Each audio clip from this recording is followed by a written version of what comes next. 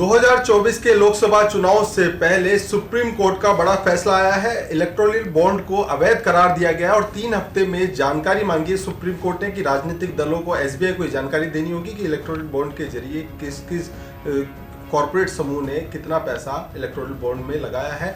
और ये चुनाव से यानी कि 3 हफ्ते बाद ही मांगी और 4 हफ्ते बाद लगभग चुनाव होने हैं, चुनाव की घोषणा हो जाएगी। तो एक तरह से तूफान निश्चित तौर पर आने वाला है। दौलत जी, वरिष्ठ पत्रकार दौलत जी और अनंत मिश्रा जी हमारे साथ मौजूद हैं। समझेंगे कि आखिर ये इलेक्टोरल बॉन्ड का पूरा मामला क्या है और किस तरह से इसका प्रभाव, जो सुप्रीम कोर्ट का फैसला आया, उसका प्रभाव चुनाव में देखने को मिल सकता है। दौलत जी हमारे साथ है। दौलत जी, तूफान तो आने वाला है। नहीं, इसका बहुत व्यापक प्रभाव पड़ेगा और सुप्रीम कोर्ट ने आज जो बातें कही है वो आगामी लोकसभा चुनावों को देखते हुए इस मामले में जो भी प्रतिपक्षी है वो अपने तर्क पेश करेंगे कि इससे चुनाव प्रक्रिया प्रभावित हो सकती है।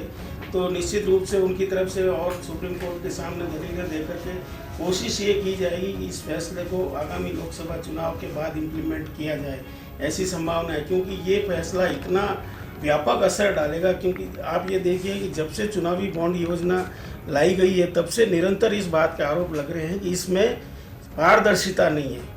जो चंदा देने वाला है वो किसको चंदा दे रहा है, कितना दे रहा है, इसकी जानकारी सिर्फ एसबीआई के पास होती है। और एसबीआई चूँकि सार्वजनिक क्षेत्र की बैंक है तो सरकार के पास भी एक तरह से इसकी जानकारी होती है।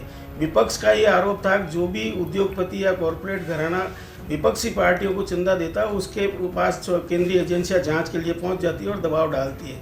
इसको देखते हुए याचिकाएं काफ़ी अहम थी। और सबसे बड़ी बात यह कि ये कानून, ये जो चुनावी बॉन्ड है वो सूचना का अधिकार में नहीं थी, जिसको सुप्रीम कोर्ट ने बहुत आपत्तिजनक माना है कि ये अभिव्यक्ति की स्वतंत्रता और सूचना के अधिकार का खुला उल्लंघन है। इसकी वजह से जिस तरह से जो पैसा और भ्रष्टाचार को बढ़ावा मिल रहा है, रिश्वतखोरी को बढ़ावा मिल रहा है, सारी चीज़ें सुप्रीम कोर्ट ने कही है। और कहीं न कहीं जो आरोप लग रहे थे चुनावी बॉन्ड जिन लोगों ने इंट्रोड्यूस किया उन पर ये साफ साफ आरोप सुप्रीम कोर्ट ने माना है कि ये कहीं न कहीं गलत बदनीयती से चुनावी बॉन्ड इंट्रोड्यूस किए गए थे और इनका मिसयूज राजनीति में जमकर हो रहा है और राजनीतिक भ्रष्टाचार को इससे बहुत ज़्यादा बढ़ावा मिल रहा है। इस योजना को तत्काल प्रभाव से रद्द कर दिया गया है। अब आगे लग नहीं रहा है कि लोकसभा चुनाव से पहले ये जो फैसला है इसको इम्प्लीमेंट किया जाएगा या नहीं किया जाएगा। ये बहुत महत्वपूर्ण प्रश्न आज की तारीख में है। बिल्कुल महत्वपूर्ण प्रश्न है। और पारदर्शिता पर दौलत जी ने सवाल उठाया क्योंकि राजनीतिक दल भी उठा रहे थे। तमाम आनंद जी से समझने की कोशिश करेंगे। जब अरुण जेटली ये लेकर आए थे 2018 में चुनावी बॉन्ड, तब ये कहा गया था कि पारदर्शिता लाने के लिए चुनावी बॉन्ड लेकर आए हैं ताकि पता लग सके कि किसने कितना चंदा दिया, लेकिन वैसा तो हुआ नहीं। जो अरुण जेटली ने कहा था वो मंशा अगर सही थी तो सुप्रीम कोर्ट ने जब नवंबर में इसका फैसला सुरक्षित रखा तो उसको ये कहने की नौबत क्यों पड़ी कि चुनाव आयोग तक को ये पता नहीं है, चुनाव आयोग को ये नहीं पता कि किस पार्टी को किस उद्योगपति ने कितना फंड दिया। कहने का तात्पर्य यह है कि अगर कोई भी सरकार, कोई भी राजनीतिक दल अगर किसी चुनाव सुधार की व्यवस्था के तहत ये चीज़ लाता है तो ट्रांसपेरेंटली, आरटीआई का अधिकार सुप्रीम कोर्ट ने सबसे बड़ा सवाल ये उठाया है कि जो सूचना का अधिकार है, मुझे यह हक होना चाहिए जानने का देश की जनता को, दूसरे राजनीतिक दल को, कि किस उद्योगपति ने किसको कितना चंदा दिया है। अगर इलेक्टोरल बॉन्ड 1 नंबर से पैसा दिया जा रहा है तो उसमें पारदर्शिता छुपाने की क्या बात है। और सबसे बड़ी चीज़ है चुनाव आयोग जो नियामक संस्था है देश में चुनाव कराने की, उसको अगर ये जानकारी नहीं है। सुप्रीम कोर्ट ने जब अपना फैसला सुरक्षित रखा तो उसने चुनाव आयोग से पूछा कि आप 3 सप्ताह में, 4 सप्ताह में ये पता करें कि किस पार्टी को, किस उद्योगपति ने कितना चंदा दिया। तो ये आश्चर्य की बात है ओम जी कि अगर हम पारदर्शिता की बात करते हैं, हम आरटीआई अधिकार को बढ़ावा देने की बात करते हैं और उस सूचना के अधिकार के तहत हमको अगर ये जानने का अधिकार नहीं है तो निश्चित रूप से जो दौलत जी ने कहा कि जिस पार्टी की सरकार होगी उद्योगपति उसको चंदा देंगे और फिर चुनाव निष्पक्ष कहाँ रह जाएंगे। एक के पास तो 10 करोड़ रुपया लगाने के लिए और एक के पास 1 करोड़ रुपया भी नहीं है। और स्टेट फंडिंग का भी इसी से जुड़ा हुआ है। तो एक सवाल उठता था कि स्टेट फंडिंग होनी चाहिए। आज आप देखिए विधानसभा में अगर 25 लाख की सीमा है, कहीं 30 लाख की सीमा है, क्या कोई भी राजनीतिक दल का प्रत्याशी 30 लाख की सीमा में चुनाव लड़ सकता है? आप हम सब देखते हैं कितना चुनावी खर्चा होता है, रैलियां हैं, खाने का है, प्रलोभन दिए जाते हैं मतदाताओं को। तो अगर केंद्र सरकार की मंशा ठीक है तो उसको कोई भी चीज़ छुपानी नहीं चाहिए। छुपाने से शक बढ़ता है। आप कोई की चीज़ आपकी कितनी भी अच्छी है लेकिन उसमें ट्रांसपेरेंसी नहीं है। मुझे ये नहीं पता कि बीजेपी कांग्रेस को किसने कितना पैसा दिया। अगर मैं पैसा दे रहा हूँ, 1 नंबर में दे रहा हूँ, मुझको इनकम टैक्स में अगर उसमें कोई रिबेट मिलती है, छूट मिलती है, तो मुझे डर किस चीज़ का है? सबसे बड़ा सवाल है, और सुप्रीम कोर्ट ने सही किया ये फैसला। ये सिर्फ एक किसी पार्टी या किसी सरकार का मुद्दा नहीं है। आज जो देश में भ्रष्टाचार बढ़ रहा है देश के अंदर, उसका सबसे बड़ा कारण चुनावी जो खर्च है। हम बात करते हैं कि हम बहुत अच्छी विश्व में सबसे बड़े लोकतांत्रिक देश है, लेकिन सबसे बड़े लोकतांत्रिक देश का मैं ये नहीं मानता कि आज 97 करोड़ वोटर हो गए, 97 करोड़ वोट, हम सबसे ज़्यादा वोट डालने वाले देश है, इसलिए हम दुनिया के सबसे बड़े लोकतांत्रिक देश हो गए। जब तक भ्रष्टाचारी लोग, जब तक अपराध, जेल में बैठे बैठे लोग चुनाव जीत जाते हैं। ये सिर्फ एक इलेक्ट्रॉनिक बॉन्ड तो एक इशू है। चुनाव आयोग आज हमारे यहाँ पे कहने को स्वतंत्र और निष्पक्ष चुनाव कराता है, लेकिन उस चुनाव आयोग में जिन लोगों की नियुक्तियां होती हैं, बाद में वो राज्यसभा में चले जाते हैं, कोई राज्यपाल बन जाते हैं। तो अगर मुझे बिल्कुल बड़ा सवाल उठाया है दौलत जी यहाँ पर, मगर हम अगर इसकी टाइमिंग देखें कि 3 हफ्ते बाद की जानकारी देनी होगी 2019 से लेकर अब तक कि किस कॉर्पोरेट समूह ने कितना पैसा दिया है, इलेक्ट्रॉनिक बॉन्ड खरीदा है। चुनाव से पहले, घोषणा से पहले अगर ये सामने आती है, जग जाहिर होती है, तो कितना असर देखने को मिल सकता है? इसमें यह भी कहा गया है फैसले में कि अगर चुनावी बॉन्ड कैश में है तो लौटाया जाए जी।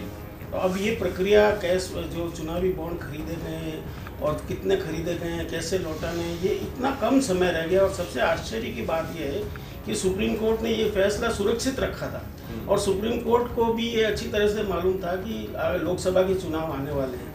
तो जिस तरीके से टाइमिंग इसकी हुई है फैसला सुनाने की, उससे ये लग रहा है कि अब सरकार की तरफ से ये चुनाव आयोग की तरफ से ये दलील दी जाएगी सुप्रीम कोर्ट में, इस मामले को और आगे ले जाया जाएगा कि ये इतने कम समय में संभव नहीं है जो भी सुप्रीम कोर्ट के आदेश है। और चुनावी बॉन्ड यदि एकदम से खारिज हो जाते हैं तो 1-2 राजनीतिक दलों को छोड़ दें तो बाकी दलों के लिए तो चुनाव लड़ना ही मुश्किल हो जाएगा। उनके लिए वित्तीय प्रबंधन करना एकदम से इतने कम समय में कैसे संभव होगा?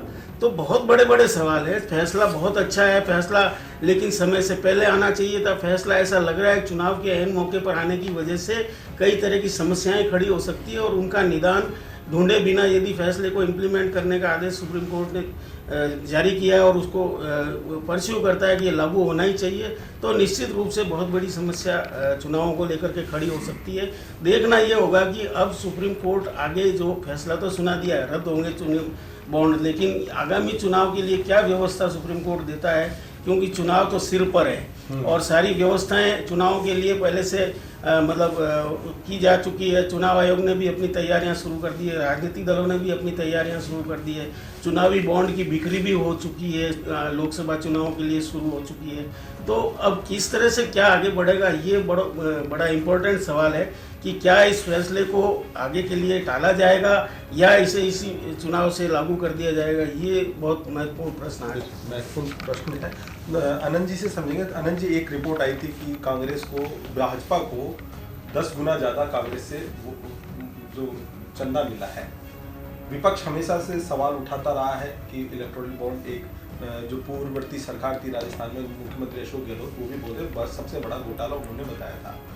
अब इस जो सुप्रीम कोर्ट का फैसला आया है, अगर दर्शक ये समझे कि आखिर इसके क्या क्या असर हो सकते हैं चुनाव में, और भारतीय जनता पार्टी, क्योंकि चुनाव सिर पर है, एक तरफ किसान आंदोलन कर रहे हैं, दूसरा ये फैसला, नहीं इतना मुश्किल पाते हैं आप भारतीय जनता पार्टी को? नहीं ओम, इसमें भारतीय जनता पार्टी और कांग्रेस का सवाल नहीं, ये सरकार से जुड़ा मुद्दा है। और सरकार ने जब कोई फैसला लिया, अरुण जेटली जिस समय लाए, मैंने पहले भी कहा कि निश्चित रूप से उसकी मंशा सही रही होगी, लेकिन लोकतांत्रिक देश में की जनता को भी लोकतंत्र में क्या हो रहा है, पारदर्शिता का, किस पार्टी को किसने कितना पैसा दिया।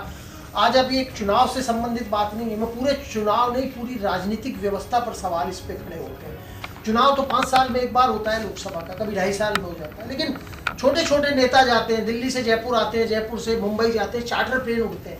इन चार्टर प्लेन का पैसा आखिर कौन देता है? ये कहीं से तो आता होगा ना। कैश में अगर दिया है, सबसे बड़ा सवाल है कि कैश में अगर कोई आदमी दे रहा है तो क्यों दे रहा है? कैश में देने का मतलब है कि वो काला धन है, और काला धन अगर चुनावी बॉन्ड के माध्यम से अगर वो सफ़ेद हो रहा है, जो सुप्रीम कोर्ट का फैसला भी विस्तृत आएगा, सरकार की प्रतिक्रिया भी आनी चाहिए, राजनीतिक दलों की प्रतिक्रिया भी आनी चाहिए, और सरकार को जो पारदर्शिता आरटीआई के अधिकार के तहत है, कोई भी चीज़ है, आज जब हम ऑनलाइन का इतना ज़माना है, कंप्यूटर का, इंटरनेट का इतना युग है, तो इसमें चुनाव आयोग को, एसबीआई को ये बताने में कितना समय क्यों लगे कि किस पार्टी को किसने कितना पैसा दिया, कितने बॉन्ड हुए, उसकी क्या व्यवस्था है, उसका क्या है। अगर कोई भी चीज़ ट्रांसपेरेंट होगी, मैं ऑनलाइन एक क्लिक करके इलेक्ट्रॉनिक बॉन्ड पे अगर क्लिक करता हूँ, मुझे सारी जानकारी आ जाए कि साहब इस साल में इस बीजेपी को। मैं समझना चाहूंगा, वापस सवाल पे लौटूंगा, असर कितना नजर आएगा चुनाव में इसका? नहीं देखो, मेरा ये मानना है कि ऐसे जो फैसले हैं उसमें चुनावी जो लोगों का मूड होता है, सपोज करो कि मैं किसी राजनीतिक दल को पसंद करता हूँ, किसी पार्टी को पसंद करता हूँ, और चुनाव बॉन्ड का, इलेक्टोरल बॉन्ड का फैसला उसके खिलाफ आता है, तो क्या मैं उसको लेकर उसके खिलाफ वोट दूंगा? लेकिन हाँ, सार्वजनिक जीवन में स्वच्छता की बात करने वाली सरकार, ट्रांसपेरेंट की बात करने वाली सरकार, उसकी कार्यशैली पर सवाल उठेंगे कि आपकी अगर मंशा सही है तो आप इसको छुपाना क्यों चाहते हो? किसी भी चीज़ को आप छुपाओगे कि मुझे अधिकार नहीं है, एसबीआई किसी को नहीं बताएगा कि साहब किस पार्टी को किसने पैसा दिया, मुझे नहीं पता, लेकिन चुनाव आयोग तक को नहीं जानकारी। तो चुनाव आयोग से ऐसी चीज़ें छुपाने की के पीछे की मंशा क्या है? देश इसको जानना चाहता है, राजनीतिक दल भले ही नहीं जानना चाहे, लेकिन मैं अगर इस देश का नागरिक हूँ, मैं मानता हूँ कि हमारा दुनिया में सबसे बड़ा लोकतंत्र है, तो मुझे एक क्लिक पे ये जानने का अधिकार होना चाहिए। जैसे एडीआर रिपोर्ट देती है, आप भरते हो कि मेरी संपत्ति इतनी है, कैंडिडेट भरता है मेरी चल इतनी है, अचल इतनी है, पत्नी की इतनी है, 5 साल में मेरी इतनी संपत्ति बढ़ी। तो इलेक्टोरल बॉन्ड को छुपाने का मुझे नहीं लगता कि कोई औचित्य है सरकार के पास। और सुप्रीम कोर्ट ने जो ये फैसला दिया है, निश्चित रूप से इसकी गूंज तो सुनाई देगी ही। चुनाव इसका कितना असर पड़ेगा आज हम कहने की स्थिति में नहीं है, और इस प्रतिक्रियाएं आएंगी, सरकार उसमें क्या लाती है उस पर हम फिर 1-2 दिन में इस पर बात कर सकते हैं, लेकिन इसका असर निश्चित रूप से देश के जनमानस पर जरूर पड़ेगा। दौलत जी, अब कांग्रेस हमलावर होगी? बिल्कुल, ये कांग्रेस का सवाल नहीं है। देखिए, कांग्रेस पार्टी के ज़माने में भी चुनावी चंदा चल रहा था, उन्होंने तो भाजपा से बहुत ज़्यादा सालों तक शासन किया और व्यवस्था यही थी, इसलिए बहुत ज़्यादा बोलने का मौका नहीं। इसमें सिर्फ कांग्रेस पार्टी के लिए इतना ही है कि ये जो आरोप है कांग्रेस पार्टी का, ये उद्योगपतियों की सरकार है, उद्योगपतियों को बढ़ावा दे रही है, चंद उद्योगपतियों के फायदे के लिए काम करती है, उसको लेकर के कांग्रेस अपनी बात को और मजबूती से रख सकती है। बाकी जहाँ तक रहा राजनीतिक भ्रष्टाचार का सवाल, तो उसमें कोई राजनीतिक दल हमारा आगे पीछे नहीं है, सब एक से बढ़कर एक हैं। पार्टी में डिफरेंस कहने वालों की भी स्थिति वही है, और कांग्रेस पार्टी की स्थिति तो पहले से लोग जानते हैं। ऐसे में बहुत ज़्यादा कांग्रेस पार्टी या विपक्ष इसको मुद्दा जरूर बनाएगा, लेकिन मुद्दा बनाने के साथ उनको अपनी व्यवस्थाएं भी देखनी पड़ेगी कि अगर इस तरह से एकदम से बॉन्ड बंद हुए हैं तो उनके लिए, राजनीतिक दलों के लिए चंदा जुटाना का और क्या फॉर्मूला रहेगा। कांग्रेस ने तो अभी क्राउड फंडिंग भी शुरू की है, लेकिन कहीं न कहीं समस्याएं सभी के सामने आएगी। फैसला कैसे इम्प्लीमेंट होगा, लोकसभा चुनाव पर इसका कैसा असर होगा, आम जनता पर इसका कैसा असर होगा, इन सारे सवालों के जवाब आने वाले दिनों में मिल पाएंगे। निश्चित तौर पर सवालों के जवाब आने वाले दिनों में मिल पाएंगे। ये वही हिंदुस्तान है जहां एक नौकरी पेशा को एक छोटी से छोटी जानकारी इनकम टैक्स रिटर्न भरते वक्त देनी पड़ती है, और ना दे तो उसे नोटिस प्राप्त होता है। और ये वही हिंदुस्तान है जहां इलेक्ट्रॉनिक बॉन्ड के जरिए और न जाने जो कॉरपोरेट घरानों के जरिए कितनी ही रकम पहुंचाई जाती है राजनीतिक दलों को, और कितने ही हेलीकॉप्टर उड़ते हुए आप देखते हैं चुनाव में। ये वही हिंदुस्तान है। निश्चित तौर पर जो सुप्रीम कोर्ट का फैसला है वो स्वागत योग्य है। अब देखने वाली बात है कि आगे इस मामले में क्या कुछ होता है। पत्रिका टीवी के लिए मुझे दीजिए इजाज़त। नमस्कार।